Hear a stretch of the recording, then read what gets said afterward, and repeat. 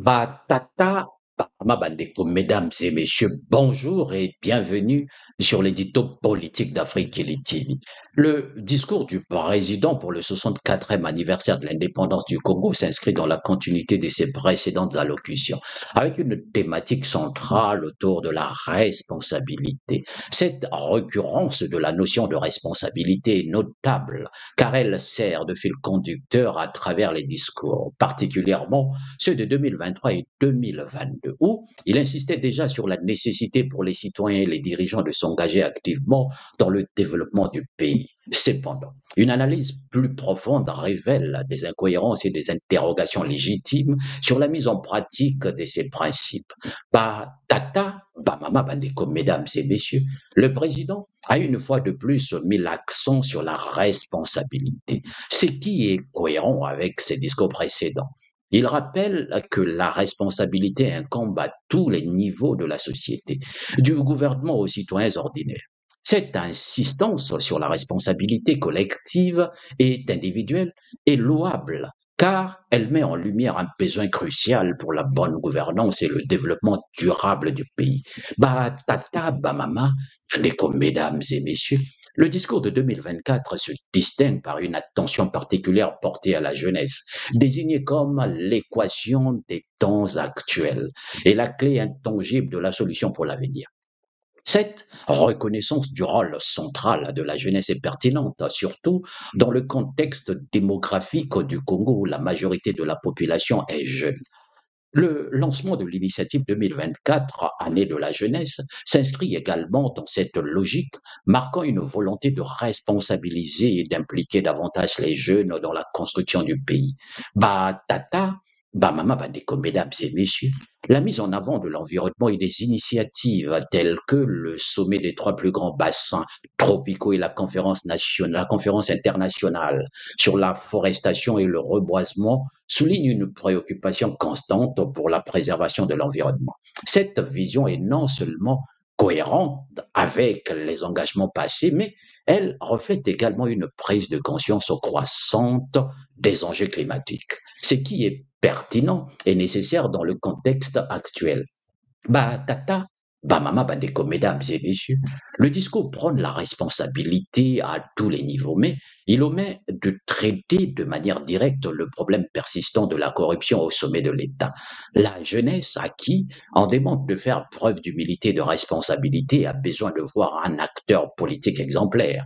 Or, dans un contexte où la corruption reste endémique, la notion de responsabilité prônée par le président semble déconnectée de la réalité vécue par les citoyens. Le fait que le président insiste sur des réformes douloureuses et des mesures à long terme sans aborder les pratiques de népotisme et de favoritisme, souvent associées à l'élite politique, est une omission notable.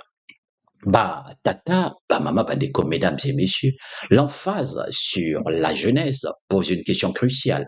Le président est-il prêt à passer le flambeau à cette nouvelle génération, comme le suggère son discours? Si tel est le cas, cela devrait logiquement se traduire par un retrait de la scène politique lors des prochaines élections de 2026. Cependant, aucune indication claire n'a été donnée sur une éventuelle transition politique.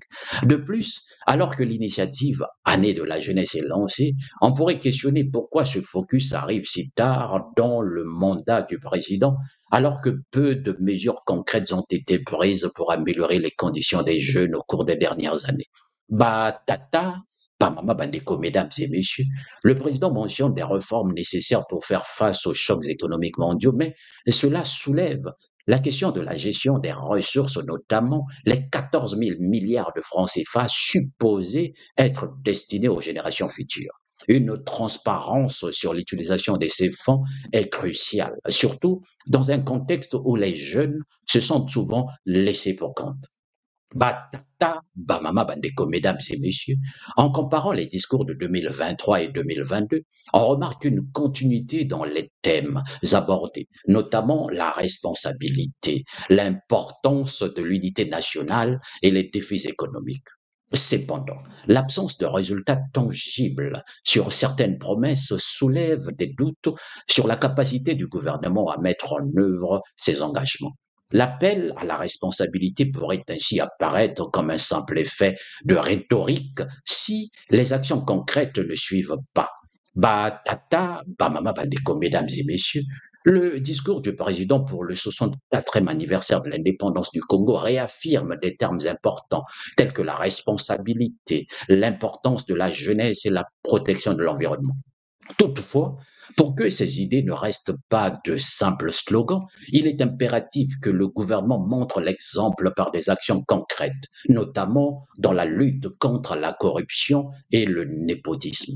L'insistance sur la jeunesse doit se traduire par des mesures réelles et un éventuel passage de flambeau. Sinon, les discours risquent de perdre leur crédibilité auprès d'une population en quête de changements tangibles. Tata, mama, bandeko, mesdames et messieurs, merci d'avoir suivi cet édito et à très bientôt. Héritier itélé. Afrique TV ga brozo bloko. Ceux qui les ont commis boye, ça dit before nanga moko, père Nixon Nzambe.